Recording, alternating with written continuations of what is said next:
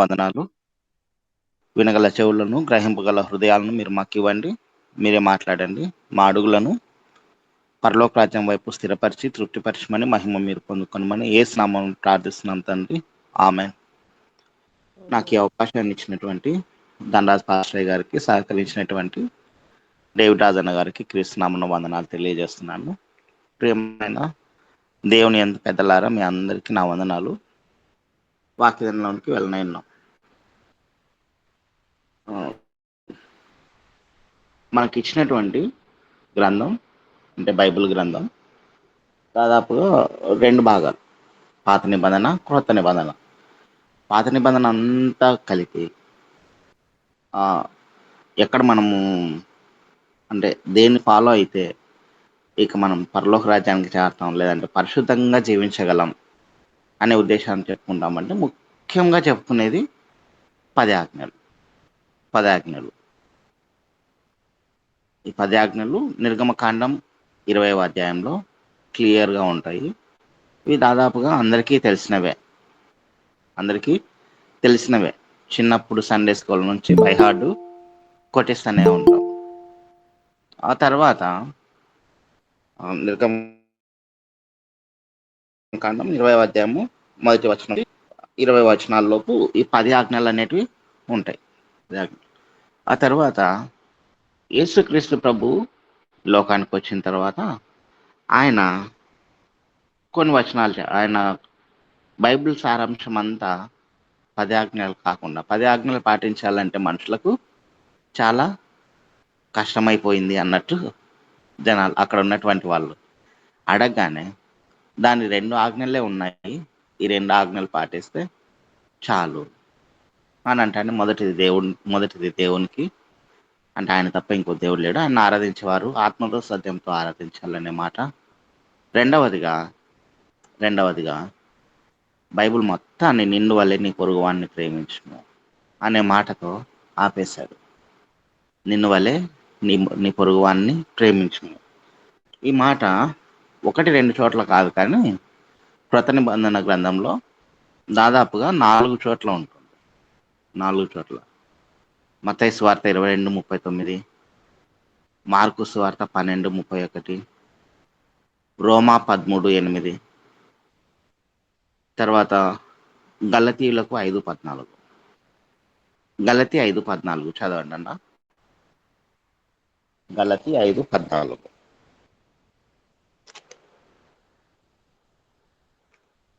మూడు చోట్ల వదిలేసిన ఒక చోట చదువుకొని ముందుకెళ్దామని. గలతీ 5:14.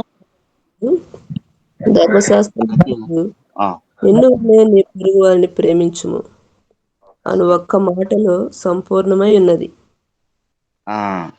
అక్కడ 10 ఆజ్ఞలు ఇచ్చిన దేవుడు ఇక్కడ 2 ఆజ్ఞలు ఇచ్చిన దేవునిది మాత్రం దేవునిది, మిగిలిన ఆజ్ఞలన్నీ ఒకే ఒక్క మాటతో దేవుడు కొట్టేశాడు అన్నమాట. అంటే ఒకే ఒక్క మాట, నిన్ను వల్లే నీ పొరుగు వానిని ప్రేమించుము. ఈ ఒక్క మాట చాలా కరెక్ట్గా ఫాలో అయ్యారంటే ఇక మిగిలినవన్నీ ఫాలో అయినట్టే.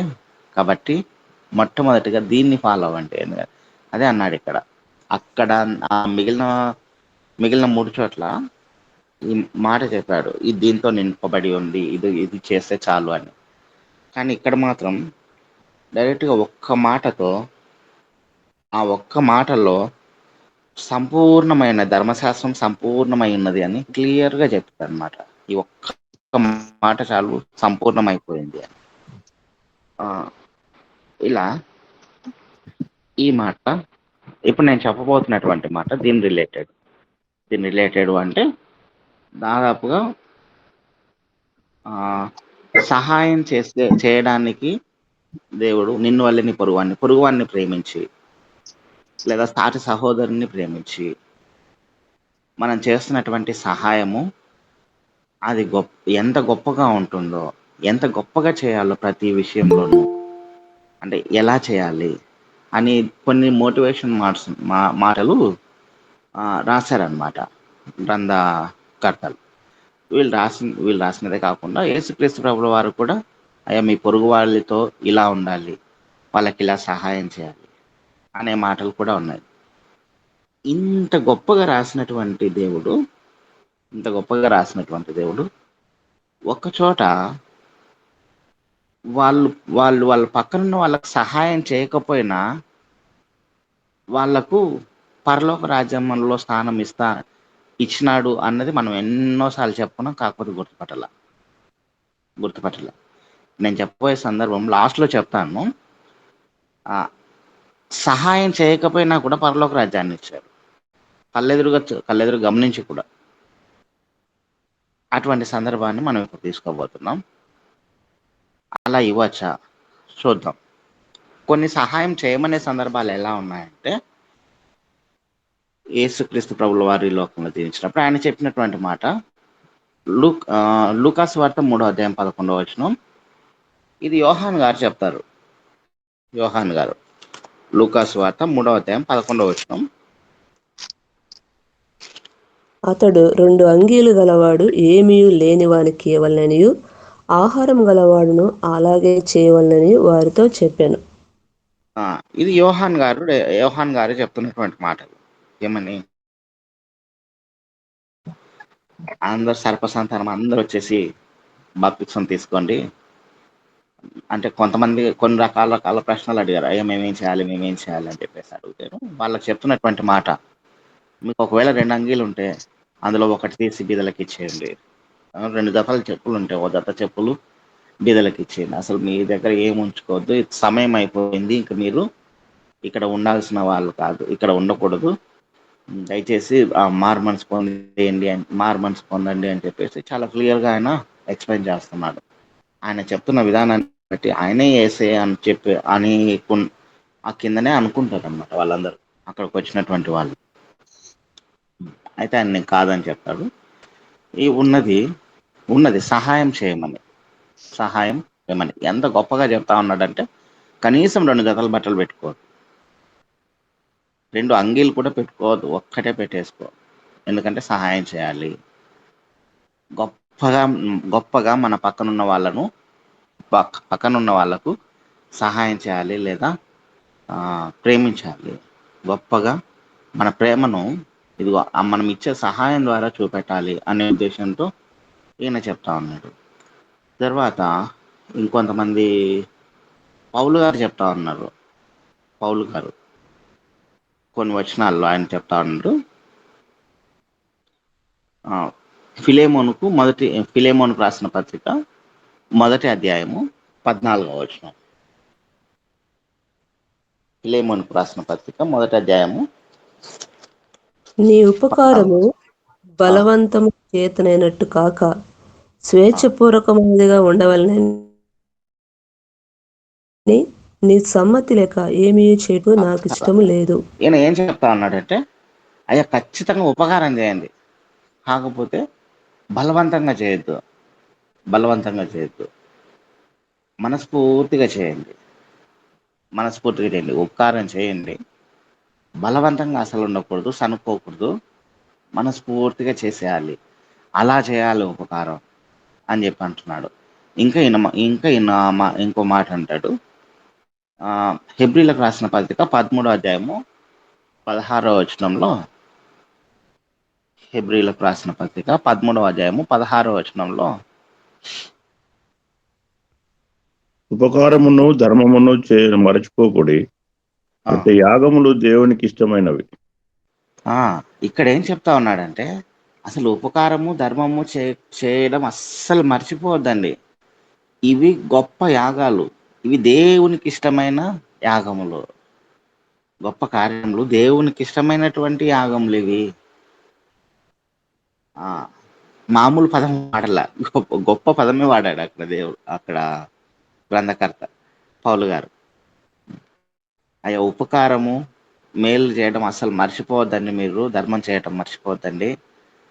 అటువంటివి దేవునికి ఇష్టమైన యాగములు అవి. ఖచ్చితంగా మీరు సహాయం చేయండి, సాటివారికి సహాయం చేయండి. అలా చేసినప్పుడే మనం అంటే బీదలను కనికరించేవాడు యెహోవా కప్పించువారు అనే మాట ఉంది కదా. అంటే అంత గొప్పగా దేవుని ప్రేమను ఒకరికొకరు సహాయం చేసుకోండి. ఒకరికొకరు సహాయం చేసుకోండి అనే మాట చెప్తా ఉన్నారు.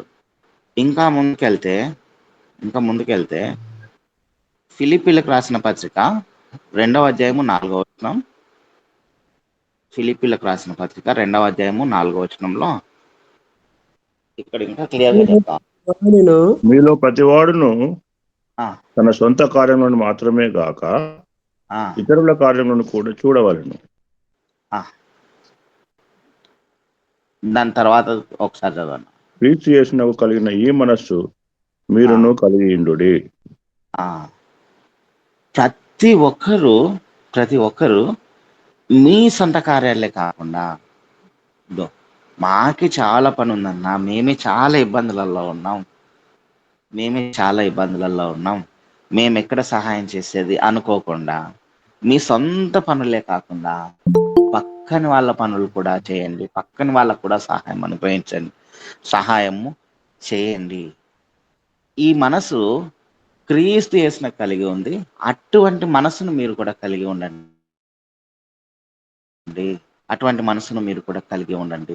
అని సహాయం చేయమని ఇక్కడ 21వ వచనం చదవన్న. 21వ వచనం. ఇదే అధ్యాయమన్నా? అందరూ తమ సొంత కార్యములనే చూచుకొనుచున్నారు గాని యేసుక్రీస్తు కార్యములను చూడరు. అందరూ సొంత కార్యాలే చూస్తున్నారు కానీ ఇక్కడ యేసుక్రీస్తు కార్యాలను చూడడం అంటే వెంటనే దేవుణ్ణి ప్రకటించడం మాత్రమే కాదు. అంటే యేసుక్రీస్తు కార్యాలు అనగానే ఈ మాట మనకి ఎలా అర్థమైపోతుంది అంటే, వెంటనే అందరూ సొంత కార్యములే చూస్తున్నారు కానీ యేసుక్రీస్తు కార్యములను చూడరు అంటే ఇక దేవుణ్ణి ప్రకటించడమే అనుకుంటారు. ప్రకటించడం మాత్రమే కాదు, ఆయన ఈ లోకంలో చేసినాడు చూడు అందరికి ఉపకారం. అందరూ తిన్నాక తినడం, ఎవరికి ఏం కావాలో అవి చేయకూడని పరిస్థితులలో ఉన్నా కూడా అందరికి జాలిపడి మరి వారి మీద కరుణించడం. ఇలా అంటే ఉన్న వాటిని సహాయం చేస్తూ ఉండడం, ఉన్న సమయం అంటే అలా సహాయం చేస్తూ ఉండడం. దీన్ని దేవుడు అంత క్లియర్గా చెప్పుకుంటూ వచ్చాడు. అయ్యా మీకు సొంత కార్యాలే కాదు, మీ సొంత కార్యాలే కాదు, పరులకు సహాయం చేయండి. ఇది దేవుని మనస్సు. క్రీస్తు యేసును కలిగి ఉన్న ఈ మనస్సు మీరు కలిగి ఉండండి. పక్కన వాళ్ళకు సహాయం చేస్తేనే కదా అనే ఉద్దేశంతో గొప్పగా చెప్పుకుంటూ వస్తున్నారు. ఇవి దేవునికి ఇష్టమైన బలులు. ఆ తర్వాత యేసుక్రీస్తు ప్రభుల వారే ఒక సందర్భం చెప్తాడు మనకి. లూకాసు వార్త 11వ అధ్యాయం 5వ వచనం నుంచి ఉంటుంది ఇది. లూకాసు వార్త 11వ అధ్యాయం 5వ వచనం నుంచి. మరియు ఆయన వారితో ఇట్లనెను, మీలో ఎవరికైనా ఒక స్నేహితుడు ఉండగా అతడు అర్ధరాత్రి వేళ ఆ స్నేహితుని యొద్దకు వెళ్ళి, స్నేహితుడా, నాకు 3 రొట్టెలు బదులిమ్ము. నా స్నేహితుడు ప్రయాణము చేయుచు మార్గంలో నా యొద్దకు వచ్చి ఉన్నాడు. అతనికి పెట్టుటకు నా యొద్ద ఏమీ లేదని అతనితో చెప్పిన యెడల అతడు లోపలనే ఉండి నన్ను తొందర పెట్టవద్దు, తలుపు వేసినది, నా చిన్నపిల్లలు నాతో కూడా పండుకొని ఉన్నారు, నేను లేపియలేనని చెప్పున అతడు తన స్నేహితుడు అయినందున లేచి ఇయ్యకపోయినను అతడు సిగ్గు మాలి మాటికి అడుగుట వలన అయినను లేచి అతనికి కావలసినవన్నీ ఇచ్చును అని మీతో చెప్తున్నాను. అటువలే మీరు ఇక్కడ ఏం సందర్భం అంటే, అదే చదువుతానే అందరికి అర్థం. స్నేహితులు ఉన్నారు, ఒకడేమో దూరం వచ్చాడు, వచ్చి అతని స్నేహితుడు వచ్చాడు కాబట్టి అతను వెళ్ళి రొట్టెలు అడుగుతా ఉన్నాడు. మాటికి అడగడం వల్ల ఇతడు లేవలేని పరిస్థితులలో ఉన్నా కూడా పిల్లలు లేస్తారు అన్న సందర్భంలో కూడా వాడు అడుగుతున్నాడు కాబట్టి, అతను అడుగుతున్నాడు కాబట్టి, ఇతను సిగ్గుమాలి అడుగుతున్నాడు కాబట్టి ఇక లేచి వాడికి ఏమేం కావాలో అన్ని ఇచ్చేసి తర్వాత వెళ్ళి ఈయన పని చేస్తాడు కదా. అటువల్లే మీరు కూడా పదే అడగండి, సహాయం చేస్తాను అని చెప్పే ఉద్దేశంతో దేవుడు చెప్తా ఉన్నాడు. ఇలా గొప్పగా ఎంతగా సహాయం చేయమని అంటున్నా అంటే నువ్వు చేయలేని పరిస్థితులలో కూడా అయ్యా, నువ్వు చేయలేని పరిస్థితులలో కూడా నీ కుటుంబం ఇబ్బంది పడిపోతుంది అన్న సందర్భంలో కూడా నీ పిల్లలు నిద్ర లేస్తారు. ఇలాంటి ఇలాంటి సందర్భాల్లో కూడా నువ్వు మాత్రం సహాయం చేసే గుణం కలిగి ఉండాలి, సహాయం చేసే గుణం కలిగి ఉండాలి అని గొప్పగా యేసుక్రీస్తు ప్రభుల వారు చెప్తా ఉన్నారు. ఒక్క సందర్భం ఆ ఒక్క సందర్భంలో సహాయం చేయకపోయినా కూడా యేసుక్రీస్తు ప్రభుల వారు లోపలికి ఆహ్వానించారు. ఎలా అనేది ఇప్పుడు మనం వెళ్తా ఉన్నాం ఫాస్ట్ దగ్గరికి. మత్తయి అధ్యాయం 9వ వచనం, మత్తయి సువార్త 25వ అధ్యాయం 9వ వచనం. 22 అన్న సందర్భం చెప్తాను. మత్తయి వీరిలో 25:9. 5:9. అంతటా అందుకు బుద్ధిగల కన్యకలు మాకును 25 మీకును అన్న మొదటి నుంచి 25 మొదటి నుంచి.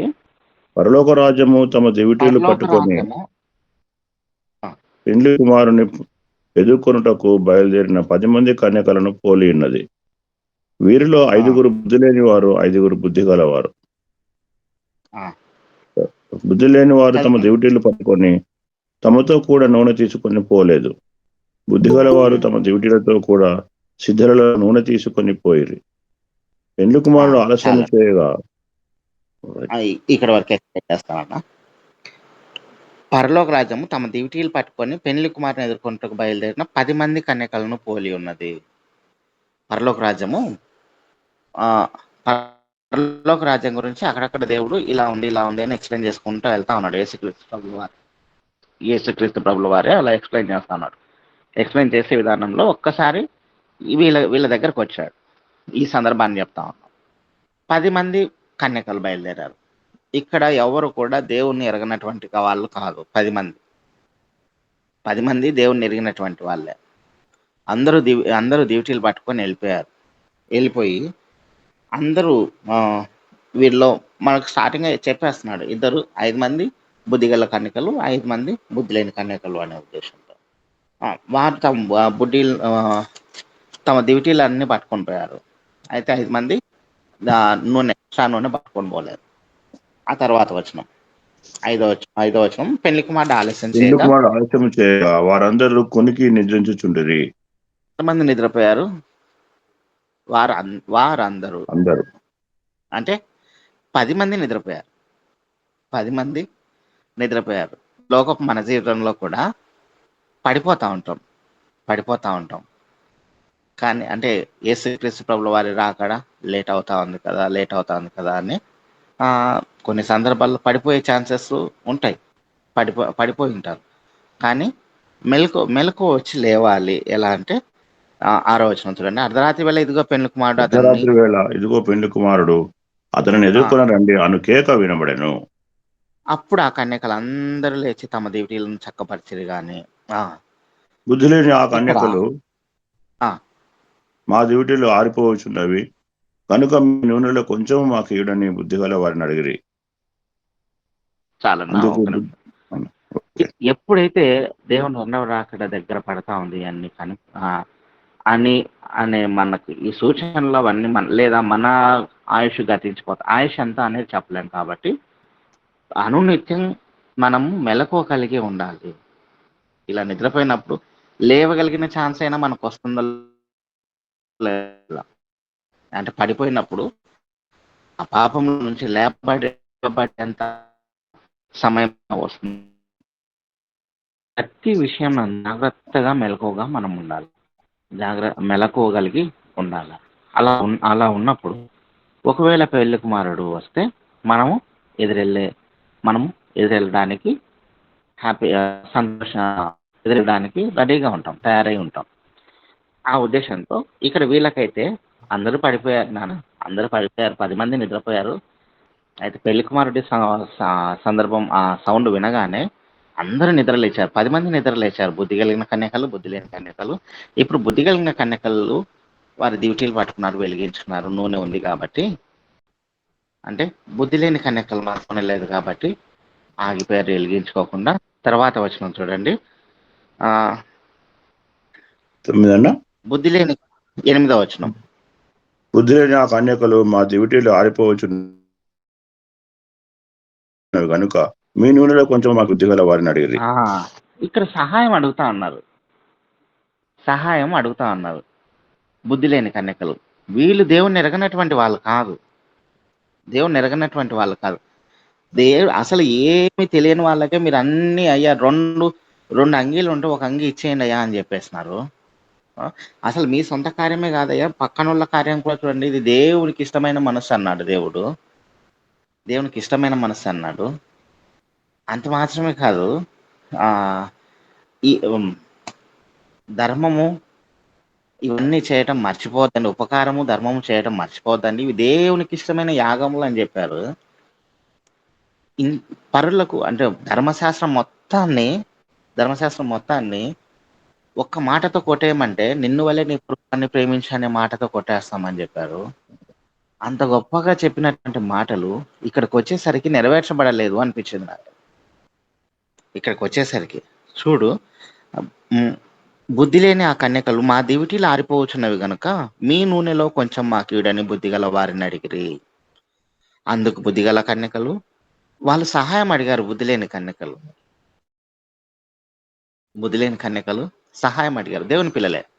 తర్వాత అందుకు బుద్ధి గల దేవుని పిల్లలే కన్యకలు వాళ్ళు కూడా వీళ్ళతో పాటు మాకును అందుకు బుద్ధిగల మీకును కన్యకలు మాకును మీకును ఇది చాలదేమో, మీరు అమ్మవారి యొద్దకు పోయి కొనుక్కొనుడని చెప్పిరి. వారు కొనబోచుండగా పెళ్లి కుమారుడు వచ్చను. అప్పుడు సిద్ధపడి ఉన్నవారు అతనితో కూడా పెళ్లి విందుకు లోపలికి పోయేది. అంటే నూనె అయిపోవస్తుంది కదా వాళ్ళది. వాళ్ళు అడిగారు. వీళ్ళు సహాయం చేసింటే బాగుండేదేమో అనే ఆలోచన నాకు అప్పుడు వచ్చింది. దాని తర్వాత ఎందుకు చేయలేకపోయినా దేవుడు వీళ్ళని ఎందుకు యాక్సెప్ట్ చేశాడు? సహాయం చేయాలి కదా, సహాయము చేయాలి కదా. చేయకున్నా కూడా వీళ్ళని ఎందుకు యాక్సెప్ట్ చేశాడు దేవుడు? నిన్ను వల్లే నీ పొరుగువాన్ని ప్రేమించుకునే ఆజ్ఞ ఇక్కడ నెరవేరిందా? నెరవేర్చబడలేదు కదా అనే తలంపుతో దాదాపు చాలా రోజులు అలానే ఆగిపోయి నిజంగా. ఎందుకు వాళ్ళు సహాయం చేయకపోయినా? సహాయం చేయవలసిన సమయం కదా అది. అసలు ఎటువంటి సమయం అని నిద్రపోతున్నప్పుడు నీ స్నేహితుడు వచ్చి లేపినా కూడా నువ్వు లేచి సహాయం చేయాలయ్యా, వాడు బ్రతిమలాడి అడుగుతాడు అని చెప్పి ఇక్కడ వీళ్ళు అడిగారు. వీళ్ళు అడిగితే వీళ్ళు సహాయం చేయలేదు. తర్వాత దేవుడు వచ్చాడు. 10వ వచనం నుంచి, వారు కొనబోచుండగా పెళ్లి కుమారుడు వచ్చను. అప్పుడు సిద్ధపడి ఉన్న వారు అతనితో కూడా పెళ్లి విందుకు లోపలికి పోయి వచనం. అంతటా తలుపు వేయబడెను. ఆ తరువాత తక్కిన కన్యకలు వచ్చి అయ్యా మాకు తలుపు తీయమని అడుగగా అతడు మిమ్మల్ని ఎరుగనని మీతో నిశ్చయంగా చెప్తున్నానను. ఆ దినమైనను ఆ గడి అయినను మీకు తెలియదు కనుక మెలకుగా ఉండడు. ఇది మనకు తెలిసిందే. అంటే ఏంది? ఆ దినము ఆ గడియ మనకు తెలియదు కాబట్టి ఫస్ట్ నుంచి చెప్పుకుంటూ వస్తున్నాం కదా, నిత్యం మనం ఎలా ఉండాలి? మెలకుగా ఉండాలి. ఎందుకంటే ఆ విషయం తెలియదు కాబట్టి. అయితే ఇక్కడ ఆ పైన మాత్రం ఆగిపోయాను నేను. ఇక్కడ వాళ్ళు సహాయం చేయలేదు కదా, ఎందుకు దేవుడు యాక్సెప్ట్ చేశారు? కొన్ని సందర్భాలలో దేవుడు చేతనైనంత మటుకు సహాయం చేయమన్నాడు. కానీ దీన్ని బేస్ చేసుకొని కొంతమంది ఎలా వెళ్ళిపోతా ఉన్నారంటే ఇది తప్పుగా అని మాత్రం మీరు అనుకోవాలి. శక్తికి మించి ఇప్పుడు మన దగ్గర రూపాయలు రెండు సహాయాలు వెళ్ళడం, అవి ఇంకో వాళ్ళ సహాయం వెళ్ళడం, అవివేకం. సరే, ఈ మాట ఇలా కాదు. మొదటి యోహాను దీనికి ఆన్సర్ ఎక్కడ ఉందంటే అక్కడ ఉందండి. బుద్ధిగల కన్యకలు, బుద్ధి లేని కన్యకలు ఎక్కడ ఉందంటే ఆన్సరు వీళ్ళు సహాయం చేయకపోయినా ఎందుకు స్వీకరించబడ్డారు అనే మాటకి ఆన్సరు అక్కడ ఉంది. మొదటి యోహాను 5వ అధ్యాయము 16.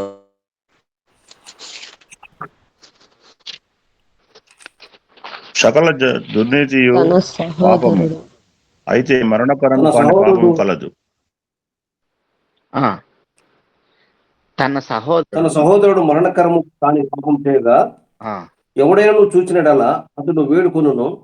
అతడిని బట్టి దేవుడు మరణకరము కాని పాపం చేసిన వారికి జీవము దయచేయును. మరణకరమైన పాపం కలదు, అట్టి దాన్ని గురించి వేడుకొనవలనని నేను చెప్పటలేదు. ఆ, మరణకరమైన పాపం అనేది ఒకటి ఉంది, మరణకరం కాని పాపం అనేది ఒకటి ఉంది. ఇది ఫస్ట్ చెప్తే ఈయనక ఇదంతా అర్థమయ్యేది మనకు. ఇది ఫస్ట్ చెప్తే ముందుదంతా అర్థమయ్యేది కదా, అందుకే లాస్ట్కి తీసుకొని వచ్చాను ఈ మాటని. మరణకరమైన పాపం అనేది ఒకటి ఉంది, మరణకరం కాని పాపం ఒకటి ఉంది. ఇక్కడ వీళ్ళు బుద్ధి గల కన్యకలు, బుద్ధి లేని కన్యకలు వాళ్ళ నిర్లక్ష్యంతో వాళ్ళు తెచ్చుకోలేదు. బుద్ధి లేని కన్యకలు వాళ్ళ నిర్లక్ష్యంతో వాళ్ళు మెలకుగా లేరు, ప్లస్ వాళ్ళ డ్యూటీలలోకి నూనె వాళ్ళు రాలేదు. అది వాళ్ళ తప్పు. కానీ బుద్ధి కలిగిన కన్యకలు దేవునికి ఇష్టమైన ఆ బలియాగంలో చేయాలి కదా, అంటే సహాయం అందించాలి కదా, అందించలేకపోయారు. అయినా కూడా వాళ్ళని దేవుడు యాక్సెప్ట్ చేశాడు. ఎందుకు యాక్సెప్ట్ చేశాడు అంటే అది మరణకరము కాని పాపము, మరణకరము కాని పాపము. సహాయం అడిగినా కూడా చేయకుండా ఆగిపోయారు చూడు. అక్కడ ఎందుకు చేయలేకపోయారు అంటే ఏది మరణకరం కాని పాపము, ఏది మరణకరమైన పాపం అనేది చెప్తా ఉన్నాను. మనలను పరలోకానికి దూరం చేసి ఏ సహాయమైనా సరే, అది సహాయమైనా సరే, నువ్వు గొప్పగా సహాయం చేస్తా ఉన్నావు అని అనుకున్నా సరే, అది నిన్ను పరలోకానికి దూరం చేస్తుంది అనుకో, అది నువ్వు చేయకపోవడమే నీకు మంచిది. పరలోకానికి నిన్ను దూరం చేస్తుంది అంటే అది నువ్వు చేయకపోవడమే మంచిది. అటువంటి సహాయము, అది సహాయంగా నువ్వు లోకస్తులు అందరూ అనుకున్నా సరే నువ్వు చేయకపోవడమే నిన్ను పరలోకానికి చేరుస్తుంది. ఒకవేళ నువ్వు చేసావంటే నిన్ను పరలోకానికి చేరుస్తుంది. అటువంటిది పాపమైనా సరే దాన్ని నువ్వు యాక్సెప్ట్ చేయాల్సింది. అంటే పరలోక రాజ్యం నువ్వు వెళ్ళాలంటే సహాయం చేయకుండా ఉండటం పాపం కదా అని నువ్వు అనుకున్నా కూడా, అది నువ్వు చేస్తే పరలోకానికి వెళ్ళవు అనిపిస్తే చేయకుండా ఉండడం బెటరు. ఆ సహాయము, అక్కడ సహాయం చేయకపోవడం పాపము, కానీ చేయకుండా ఉండడమే నీకు మంచిది. పరలోక రాజ్యానికి నిన్ను చేరుస్తుంది. ఎన్ని మాటలు చెప్పినా కూడా లాస్ట్కి అయితే మనం వెళ్ళాల్సింది, ఎన్ని మాటలు చదువుకున్నా సరే చివరికి మనం వెళ్ళాల్సింది పరలోక రాజ్యానికే. పరలోక రాజ్యాన్ని దూరం చేసుకొని ఇక్కడ ఎన్ని గొప్ప యాగాలు చేసినా, ఎన్ని గొప్ప ధర్మాలు చేసినా లాభం లేదు. స్థాయికి మించి చేయాలనుకోవడం కూడా ఒక్కోసారి మనలను దేవుని గురించిన ఆలోచనల నుండి పక్కకు నెట్టేస్తుంది. ఇక్కడ ఈ గ్రంథకర్త అదే అన్నారు. ఏమన్నారంటే పైనుంచి 13వ వచనం నుంచి క్లియర్గా ఉంటుంది. అయ్యా, మరణకరం కాని పాపం ఒకటి ఉంది, దాంట్లో పడి నీ సహోదరుడు ఎవరైనా కానీ కొట్టుమిట్టాడుతుంటే వాడి కొరకు నువ్వు ప్రార్థన చేయి, వాడు బాగుపడాలి, వాడు మళ్ళీ దానివల్ల వాడేమి పరలోక రాజ్యాన్ని వదిలిపెట్టి వెళ్ళలేడు, కానీ ఈ లోకంలో దేవునికి దూరంగా జీవించాల్సి వస్తుందేమో. అటువంటి వారి కోసం ప్రార్థన చేయండి, వాళ్ళు తిరిగి పరలోక రాజ్యం వైపు అడుగులు పెట్టాలా అని. అయితే ఇక్కడ మనం చాలా జాగ్రత్తగా ఉండాలి. ఎలా జాగ్రత్త అంటే, మరణకరమైన కాని పాపం ఉంది. ఈ మరణకరమైన పాపం అంటే ఇంకా మనకు తెలుసు, అంటే పరలోక రాజ్యానికి పూర్తిగా నిన్ను చేర్చదు. ఈ మరణకరమైన పాపం చేర్చదు. మరణకరం కాని పాపం ఉందా, అది మనకు తెలిసిపోతుంది ఇది నన్ను పరలోకానికి, ఈ పని చేస్తే పరలోక రాజ్యానికి దూరం చేస్తా. అయినా కూడా సమయం ఉంది కదా అని చేసుకుంటూ పోయావనుకో, ఉదాహరణకు బుద్ధిగల కన్యకలు, బుద్ధి లేని కన్యకలు చెప్పి అయినా కూడా చేసుకుంటూ పోయావనుకో, ఈ మరణకరం కాని పాపం ఏం చేస్తుందంటే మెల్లగా మన ఆత్మీయ జీవితం ఉంటుంది చూడండి, దీన్ని బలహీనపరుచుకుంటూ వస్తుంది. అది ఆత్మీయ జీవితం బలహీనం పడిపోయినప్పుడు ఆటోమేటిక్గా దేవుని రాజ్యానికి, అది మరణకరం కాని పాపమైనా సరే, అంటే ఎలా చెప్పాలంటే దైనందిన జీవితంలో మనము ఒకవేళ ఉద్యోగ జీవితం అనుకోండి, కొన్ని అబద్ధాలు ఆడాల్సి వస్తుంది. ఈ అబద్ధం వల్ల నష్టమేముంది అనుకోండి. ఇది ఆత్మీయ జీవితాన్ని బలహీనపరుచుకుంటూ వస్తుంది. ఈ బలహీనత అది చివరికి మరణకరమైన పాపం కూడా అయ్యే ఛాన్స్ ఉంది. ఎందుకంటే అప్పుడు మనము దూరం వెళ్ళిపోతాం. మెల్లగా తగ్గించుకుంటూ వచ్చామనుకో ఆత్మీయ జీవితాన్ని, ఇక పూర్తిగా మనం చేరుకోలేనంత దూరం పెరిగిపోతుంది. ఈ మధ్య దేవుడికి ఎవరిని ఎంత జాగ్రత్తగా ఉండాలంటే, చిన్న పాపానికి కూడా మనము, అందుకే 10 ఆజ్ఞలు ఇచ్చాడు కదా దేవుడు. 10 ఆజ్ఞలు ఇచ్చాడు. 10 ఆజ్ఞల్లో ఈ పాపం ఇంత పెద్దది, ఈ పాపం ఇంత తక్కువది అని అనుకునేంత పాపము ఎక్కడ దేవుడు చూపెట్టాల. నరహత్య చేయకూడదని అందులోనే చెప్పాడు, వ్యభిచరించకూడదని అందులోనే చెప్పాడు, ఆఖరికి అబద్ధం ఆడకూడదు అని కూడా అందులోనే చెప్పాడు. అంటే ఒక పాపం ఇంత పెద్దది, ఒక పాపం ఇంత చిన్నది అని మనం డిసైడ్ అయిపోతా ఉంటాం ఈ లోకంలో.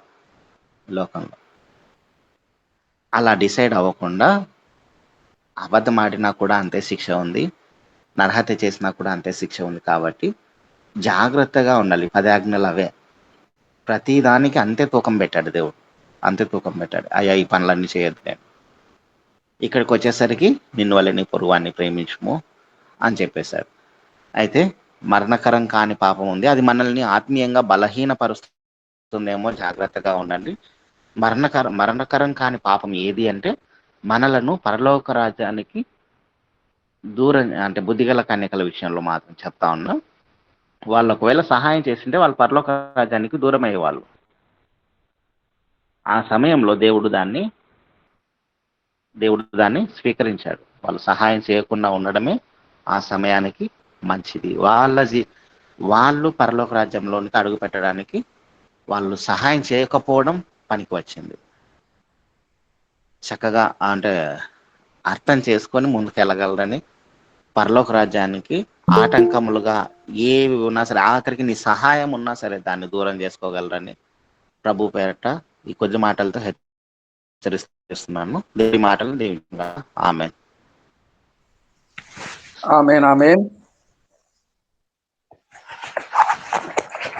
దేవునికి స్తోత్రం కలుగును గాక. నాతో మాట్లాడు స్పష్టముగా ప్రభువా, నీ స్వరము నా కోరకే. నీతో మనుషులతో సరిచేసుకొందు నీ దివ్య వాక్యము ద్వారా. ఈ స్వరము వినిపించు ప్రభువా, నీ దాసుడా లాకించు. ఉదయమనే వేకువజామనే యేసు స్వరము వినగోరిన నా ప్రియ మిత్రులందరికీ, స్నేహితులందరికీ, పరిశుద్ధులందరికీ శుభములు కలుగును గాక. మనుషులు మీకు ఏవేవి చేయవలనని మీరు కోరుదురో అలాగుననే మీరును వారికి చేయుడి. ఇది ధర్మశాస్త్రమును ప్రవక్తల ఉపదేశమునై ఉన్నది. అయితే కన్యకల ఉపమానంలోనికి వచ్చినప్పుడు 9వ వచనములో 25 మత్తయి సువార్త 25:9 అందుకు బుద్ధిగల కన్యకలు మాకును మీకును ఇది చాలదేమో,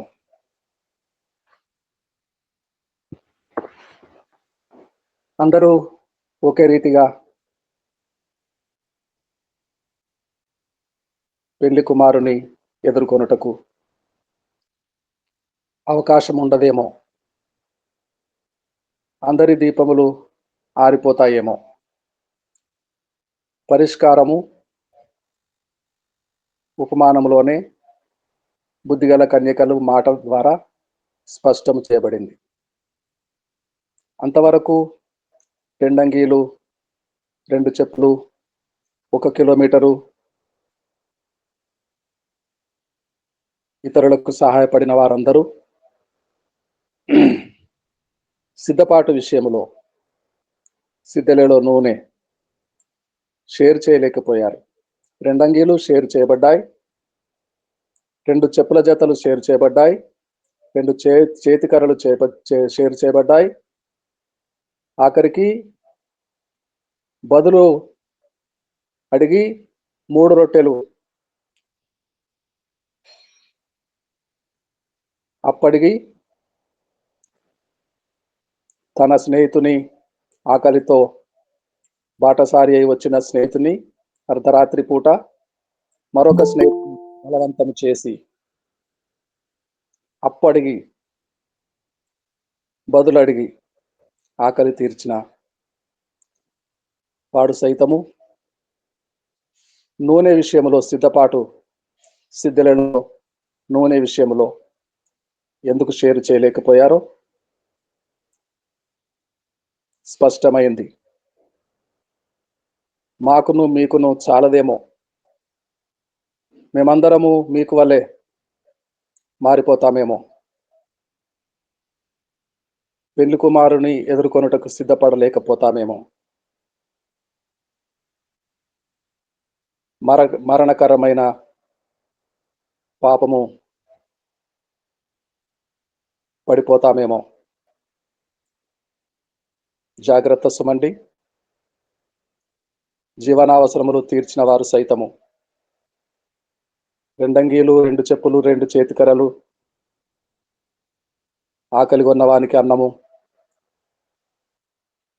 బలవంత పెట్టుట, నిద్రించుచున్న బిడ్డలు నిద్రించుచున్న మరొక స్నేహితుడిని బలవంత పెట్టి లేచి ఇచ్చే వరకు